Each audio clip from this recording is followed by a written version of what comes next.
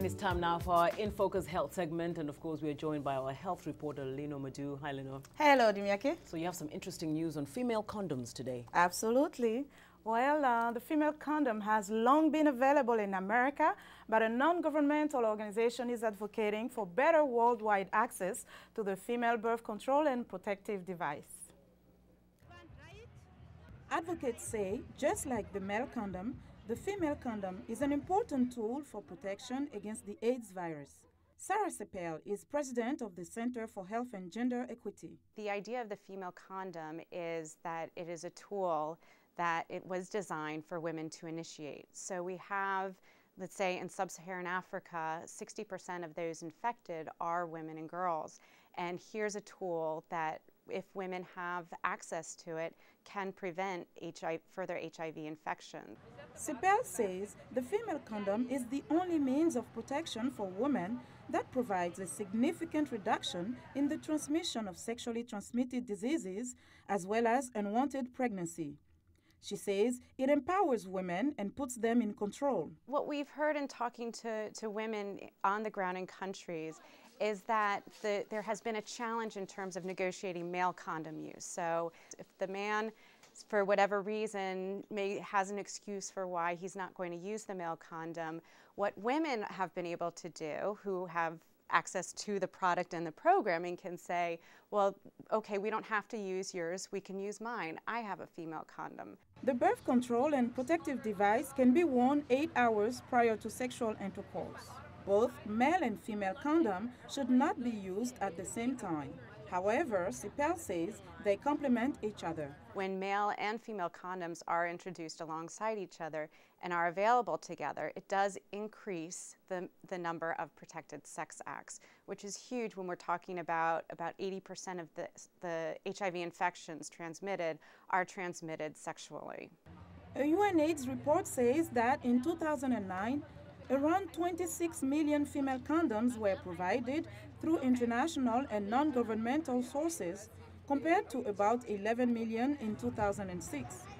But the global distribution of female condoms is still far less than that of male condoms for different reasons. Well, money for one, donor investment and the product and making it available and accessible. The United States government is actually a leader in terms of procuring and shipping female condoms globally and specifically to sub-Saharan Africa, which has been very important. But we need, it's not enough. We need more product, and we also need more programming. We need to train the service providers. Cost is a big issue. It always comes up. And kind of going back to the donors, the more that the donors buy condom products, that will drive down the cost. A newly released documentary produced by Martha Dodge called Choosing Prevention highlights the use and impact of female condoms in some communities in Malawi and the challenges organizations face in making the device available. Here is an excerpt of the film. To now, as I talk, 30,000 female condoms, which means that there is actually a possibility this number can double or triple. Now, what if we overlay this consumption over the country? What does that translate into? That's a huge number of female condoms. So there is evidence of demand. Among sex workers, it's over 70%. So it is very important and vital for them to use the condom. But if the sex worker is using a female condom, is sure of her protection.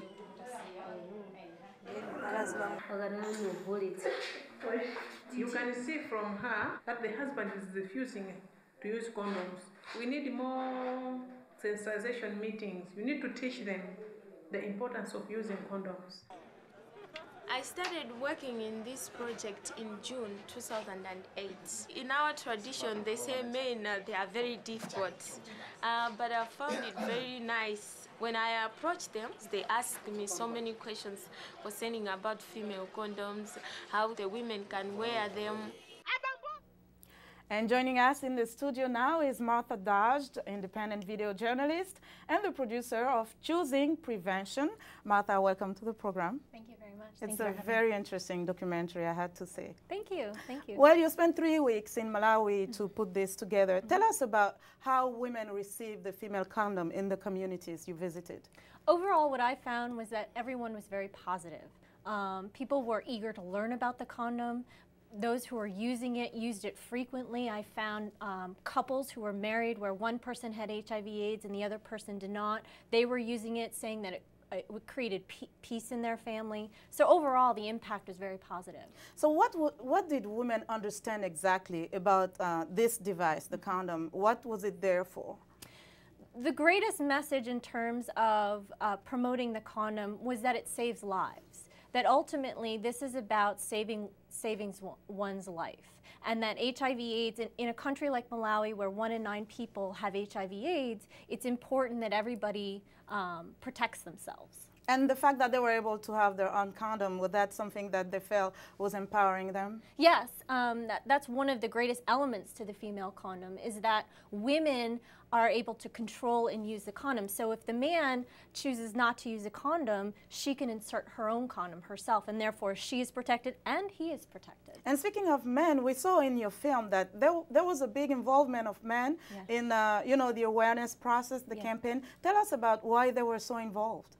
It was incredible to see. They've been pushing the initiative in Malawi to reach out to more men because they had given the condoms originally to women, and when the women brought it home, there was suspicion about, where did she get this condom from? So they've started to work with men, and it's been an overwhelming response. Men are really excited about the condom. They actually prefer it because it feels better. They are taking it home and teaching their wives how to use it. And overall, everyone I talked to was eager to learn more about it. So, and it was all about safety and protecting themselves. Absolutely. And now tell us about the fact that, of course, you say people were very well, happy and excited about it. But did you meet some skeptics, though?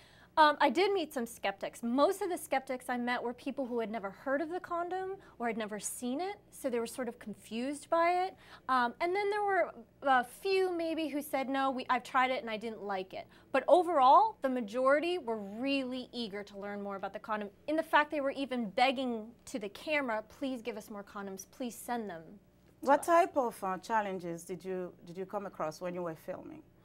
When I was filming, the challenges, I think, were in terms of, just facilitating. The conversation has started in terms of talking about sex, but I think there still needs to be more education and just getting the information out there, combating the myths and misconceptions around the condom. Okay, Martha, thank you so much for coming. It was great to have you. Thank you so much. Wonderful.